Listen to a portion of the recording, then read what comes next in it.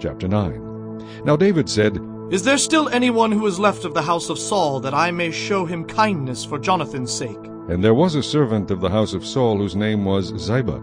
So when they had called him to David, the king said to him, Are you Ziba? He said, At your service. Then the king said, Is there not still someone of the house of Saul to whom I may show the kindness of God? And Ziba said to the king, There is still a son of Jonathan who is lame in his feet. So the king said to him, Where is he? And Ziba said to the king, Indeed, he is in the house of Machir, the son of Amiel, in Lodebar. Then King David sent and brought him out of the house of Machir, the son of Amiel, from Lodebar. Now when Mephibosheth, the son of Jonathan, the son of Saul, had come to David, he fell on his face and prostrated himself. Then David said, Mephibosheth? And he answered, Here is your servant.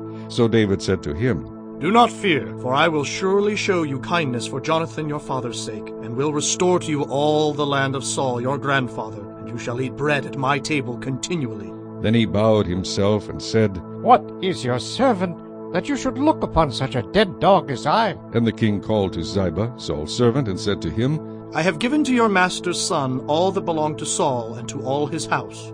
You therefore and your sons and your servants shall work the land for him, and you shall bring in the harvest, that your master's son may have food to eat. But Mephibosheth your master's son shall eat bread at my table always.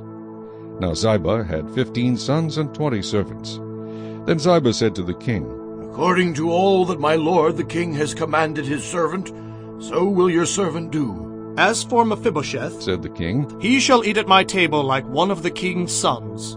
Mephibosheth had a young son whose name was Micah, and all who dwelt in the house of Ziba were servants of Mephibosheth. So Mephibosheth dwelt in Jerusalem, for he ate continually at the king's table, and he was lame in both his feet.